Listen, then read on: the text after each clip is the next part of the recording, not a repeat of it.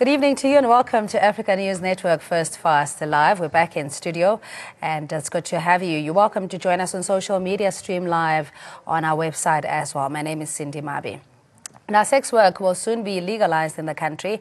The incoming ANC NEC has been tasked with ensuring fully decriminalization of sex work in the country. And this announcement comes after the party initially rejected a proposal by the Gauteng branch during the ANC's National Policy Conference in July.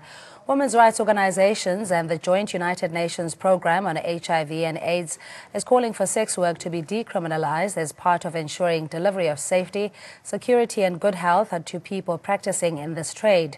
And now the 54th ANC Elective Conference has resolved to push for this change and in the Constitution and the law. Currently, sex work carries criminal penalties for both supplier and client. I beg your pardon. And now let's take a look at what the ANC's 54th National Elective Conference resolved on and its impact. The conference agreed on the removal of criminal penalties for sex workers and those using their services. And the resolution means sex workers will be able to operate in a safe space without being arrested or victimized. Decriminalizing sex work will further allow sex workers to live with less social exclusion and stigma. There must be decriminalization of the sex workers, and that we must always be in line with what we have said as the ANC in the constitution of the country. I think it is about time, and as a movement, not in my name, South Africa, we actually accepted the decision that is taken by the ruling party, because we believe that this will not only ensure smooth regulation, but also the transaction as it is now between the consumer and the service provider will be smooth like any other business, and that we are hoping that sex workers as citizens of this country will also be protected by law as any other people who are doing business in the country. And the lines are open 011-542-2186. Join us on social media at ANN7TV or at I am Cindy Mabi. Your thoughts on the latest proposal by the ANC to decriminalize sex work in the country. Katleho Rasibidzi, spokesperson for Sisonke, the National Sex Worker Movement of South Africa. Mr. Mbuyiselo Bota, a Commission for Gender Equality Commissioner. And we're also joined by Sibulela, rather gentile, not in my name, South Africa Chief Executive Officer and co-founder on the phone line. But let's start with in studio. Good evening to you and thanks so much for joining us. Fresh out of the ANC's 54th elective conference, but this is a call that you've been making, Katleho, in the sense that it's generally adults, consensual decisions that are made in wanting to practice in sex work. How do you react to what's just come out of the elective conference? For the movement, it's actually a big step for us. You know, it's a celebration actually. Because I remember a couple of months ago, I was sitting here and we all agreed like it will take almost 20 years.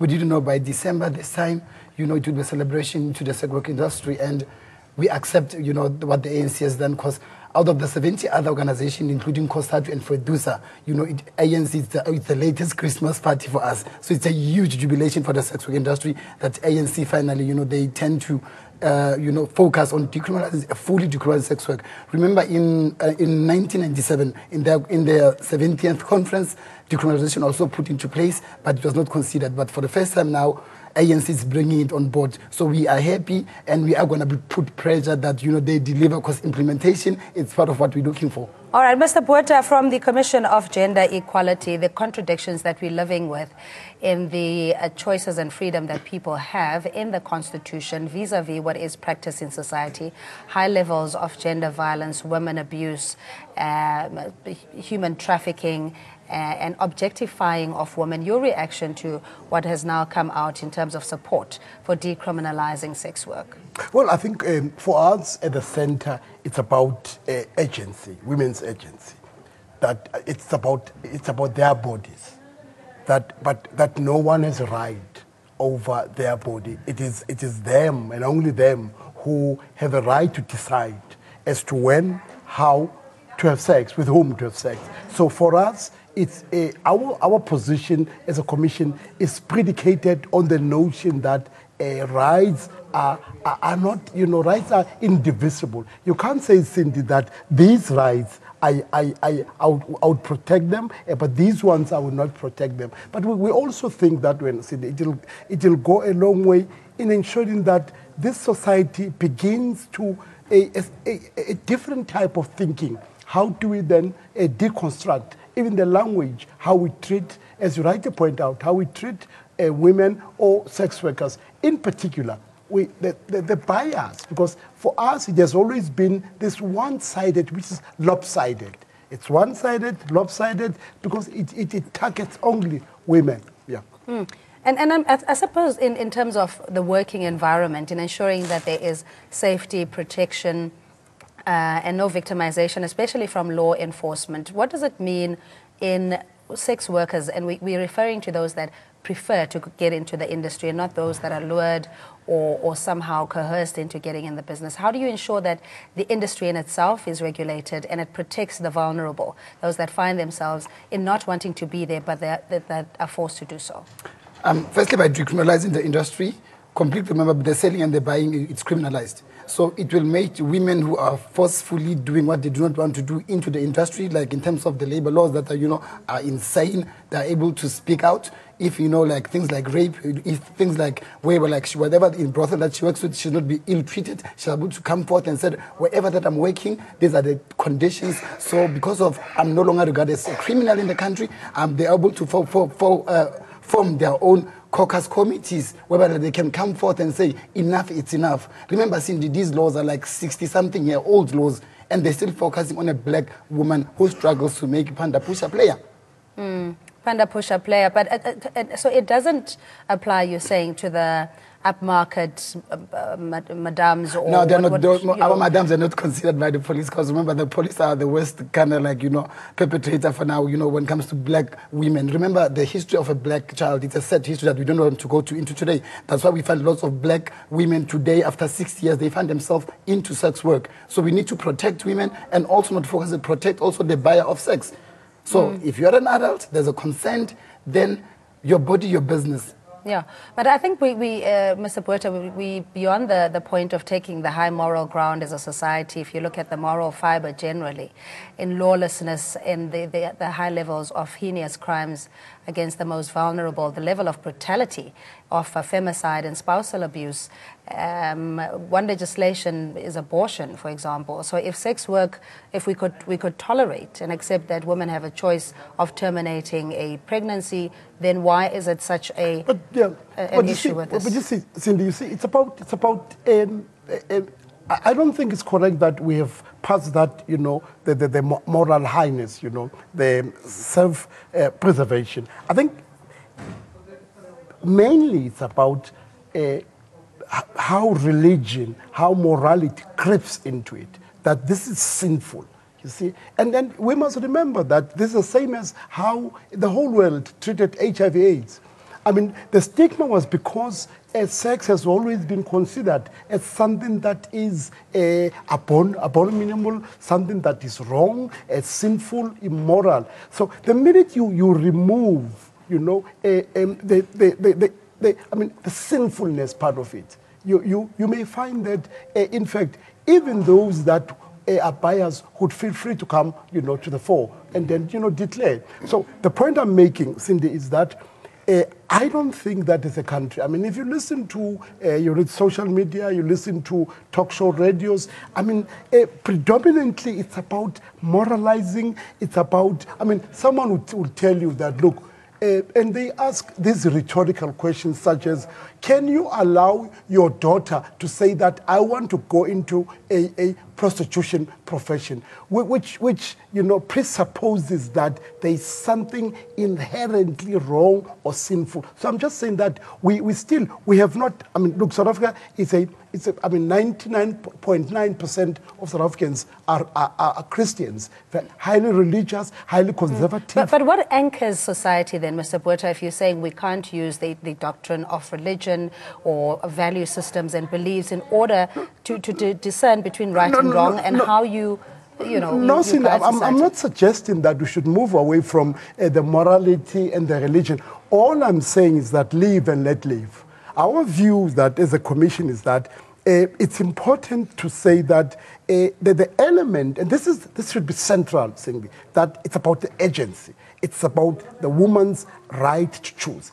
And that's the main test. And unless we as a society are of the view that these are adults who consciously, deliberately, purposefully understand that what we are doing. So we were saying that remove so that then you continue to respect what the constitution of the country says. Yeah, but even in choices that adults make are usually it's information or, you know, that transcends from your socialization, your upbringing, the environment that you're in, peer group, for example, Katleho, and I think the organization or your industry has a level of responsibility, not to necessarily romanticize it and create it as a preferred career that young people can go into, but those that do so would have to be of a consensual age. There are a number of legal parameters to consider and also levels of morality, if you like. Yes, and which is true. And for us now to understand the better thing of this, we need to move away from the thought that a sex worker is a female who's black.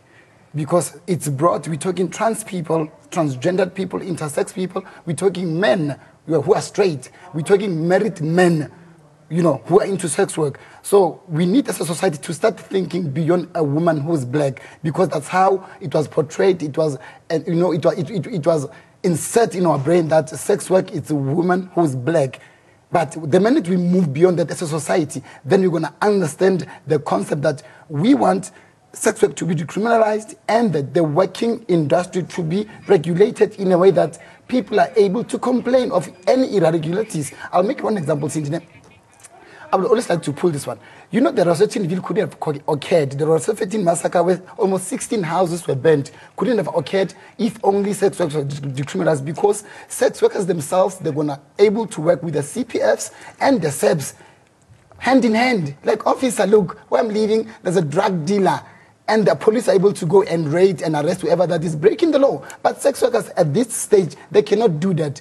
The commission has failed out of gender equality to do that.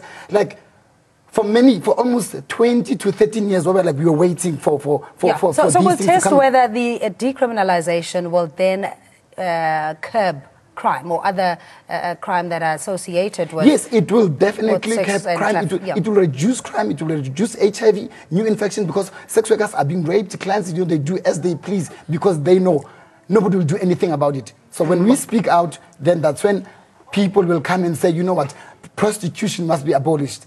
Yeah. We are not here to, number one, to abolish prostitution, but we say sex work should be considered to be decriminalized. And again, I've said it many times, we shouldn't be bringing the moral cut of Jesus and the prostitution. Those were the biblical term. It's a sinful, a prostitute is a sinful term that was called in the Jesus era. But now, we are in South Africa 2017. We also have, in the new NSP that was launched 2016 to 2019 by Mr. Ramaphosa himself, the CR17, he clearly says sex work should be considered as an essential work.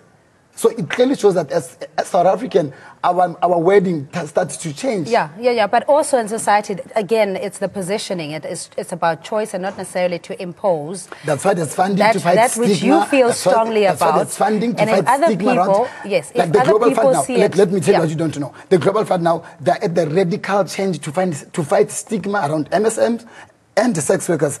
Ask yourself why. Oh, there was this huge, tons of billions of money. All of a sudden, they're like, you know, we're focusing this money to fight stigma and to also radical prevention for sex workers and MSMs. Yeah. Okay, Katleho, the lines are open. We have a new number, and I do apologize for only updating you now. It's 011-203-5120, 011-203-5120. 5120. I beg your pardon, Mr. Botha. And again, we find ourselves in this multitude of diversity and cultures and preferences and polarized in, you know, the different ethnic groups and choices that we make. But also to be careful not to encroach on other people's. Oh, for sure. Look, I don't understand. Look, Cindy, we can't be naive. This is not a if you like, this is a pap and milk. it's a huge thing because society where it is. I don't want us to sit here and be naive that it's going to be even the thinking that when you talk at the language, then tomorrow all will be well.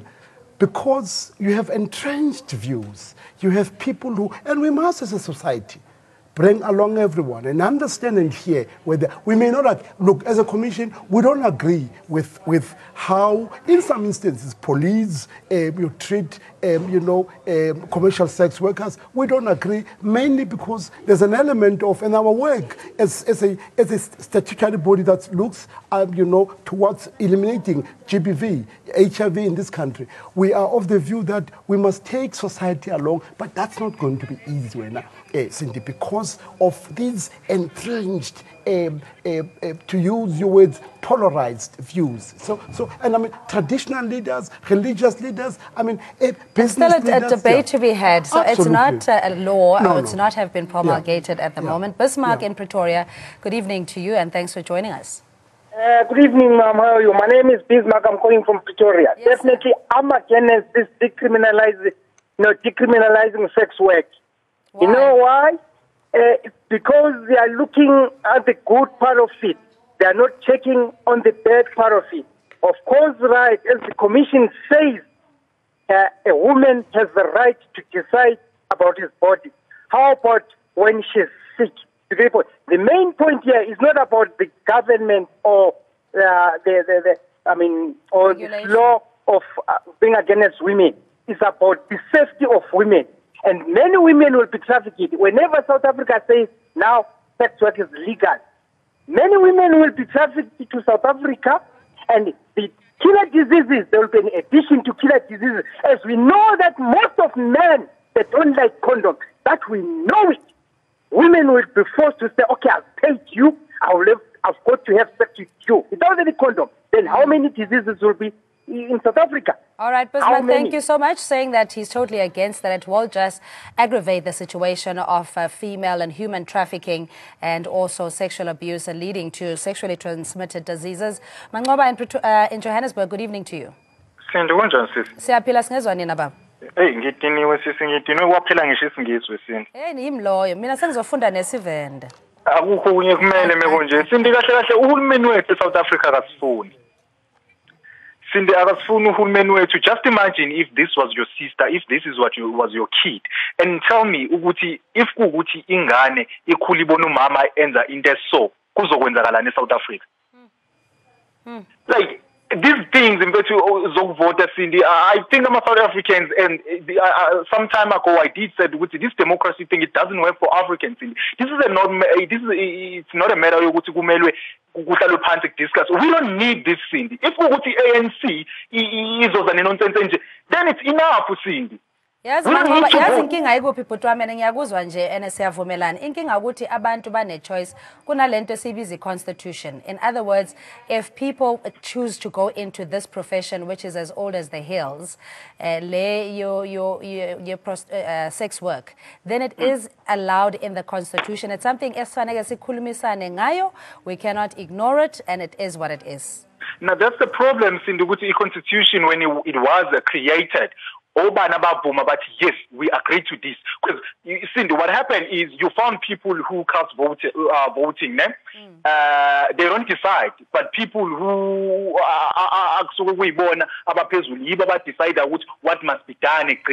And whether you agree or not, because of it democracy, then with whatever outcome that comes out. And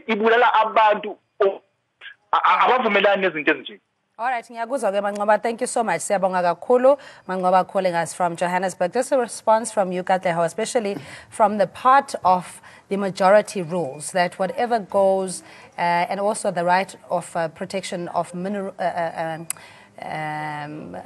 groups, etc., how does it all fit into a society to ensure that there is cohesion in what it is that we present to society? I can hear Mangoba what Mangoba said. I would just like to clear this one. We shouldn't each time when we speak about sex work, we bring human trafficking into it. Cindy, as I'm sitting here, there are people in Mpumalanga who have been trafficked for sugar cane. There are people in Natal who have been trafficked just to sebenza emasaluni. So regardless or not whether Mangoba ufila kanjani, at the end of the day, this is a choice that one wants to make, and this is a choice that once the Bill of Rights guarantees that you need to be protected, the right to trade, the right to sell, the right to buy. So Umangoba njena ukwatile because he wants to bring the moral card, and for the fact that we waited for so long for ANC finally to recognize this, it's an achievement for us. Because we didn't want any political party to bring this, but we wanted the ANC to spearhead this. We still open this organization. Any political party that wants to say we support you, they must come on board. Yeah, but it still is dependent on a vote. So I suppose it will rest with the parliamentarians once the white paper and all of those processes. We challenge the South African law reform by saying we need a proper consultation with sex workers, because I don't think proper consultation, when they were launching their report on the 11th of March this year, sex workers were consulted. They would just launch a report because of somebody got embarrassed in Parliament in Cape Town, and after that embarrassment, he decided that, you know what, I'm launching the report. Okay, 011-203-5120. 011-203-5120, the number to dial, talking about the decriminalization of sex work. You know, sometimes we really get caught up in the hype of what's going on. At the moment, it is merely a recommendation, or that the ANC Elective Conference has accepted a resolution that this needs to now be further debated, etc. It's not yet law. I think we need to be clear with that. Sorry, Mr. Botha, I just want to take Rosina and Limpopo. Hello, Rosina, good evening to you. Hello, how are you? I'm very well. How are you, ma'am? I'm good. Me, I'm from Limpopo. I'm a sex worker. Yes, ma'am. Yeah, me, I support the criminalization of sex work. Yeah, what difference will it make to you, Rosina? Huh? What difference? Why do you support this resolution? Because, like, if sex worker in South Africa is criminal, like every time when we are going to work, police they harass us every day. That means we can't work. And the high rate of unemployment in South Africa is very high. Me, I choose to be a sex worker. So I want someone to respect my decision. Even the ANC, they can respect my decision. Cannot respect my decision. So someone can respect my decision. Because me, I choose to be a sex worker, a professional one. I have a kid, I have to support my kids. I have an offense at home, I have to support my offense. That's why I support the criminalization of sex work. Josina, thank you so much for your call. Just in closing, reporter, you know, the woman, the personal agency we're talking about, that this is a woman that by choice or circumstance, but she's owning up to what it is that she needs to do to feed her children, and she's deciding to stay in the trade. And welcomes this particular resolution. Absolutely, because you see what it does is we must not be, look, 23 years into our democracy, we must never forget that the inequality that exists. We must never forget that issues of poverty, the disproportionate burden that it places on women in this country. So we should never forget all of those. But having have said this, Cindy, I just want to state for the record that we can't open up anything and everything to referendum. Imagine what would happen if tomorrow you wake up and say, in the Constitution, there's, you know, if there are people who clamor and say, bring back the death penalty. And you know, the point I'm making is that we must, as a country, say there are certain values we will not undermine, we will not trample upon. Okay, we'll take our last caller, Edwin in Joburg. Thanks for your patience. Good evening. Good evening to you, madam. How are you today? I'm very well. Thanks for asking. How are you? I'm okay, but I'm a little bit disappointed with this issue. Especially, I do agree with the person who called the area owned by the name of Mankoba. Let's look at the problems we are experiencing at the moment and look into the solution we can come up with. Is it the way of alleviating poverty? Or you mean we are out of ideas of alleviating the poverty we are experiencing at the moment? If it's so, then this is not the solution for the problem we are experiencing as Africans. There are so many ways we can do to alleviate poverty. Sex. I don't think it's a good idea. I don't know. All right, Edwin, much appreciated. No, totally. That we can't just leave it to desperate situations where people only resort to selling their bodies, so to speak. In your in brief, Katlego, in wrapping up, you know, you need to appease people here. Yeah, people, emotions are running high. In wrapping up, I just want to say, it's high time that you guys stop using the media. You stop using pictures of women in miniskirt and high heels. this is not a true reflection of the content of sex work in South Africa. It needs to stop. You know, one day I want to attend your show whereby like you show figures of male sex workers, then I'll know that you are indeed sensitized. And we need also to sensitize the community as much as we can, because of if we do not still using, I can see horrific pictures that you see on TV of women being tied their hands, you know, like it's scary. So clearly you haven't sent the message yet through your pictures that have been sent out there. So next time, please, you know. Well, these are, this is what's in the public record. So what you see in the streets of Corner, Oxford and Bompas, and what you see in Hillbrow, etc., is generally what's out there. This is what South African feel, you know. Remember, this is what you feed to the public out there, that, oh, a sex worker is this woman okay, who so we need to have a right of reply of the sex industry. Okay. Yeah, because what it also does is it fits into the stereotype.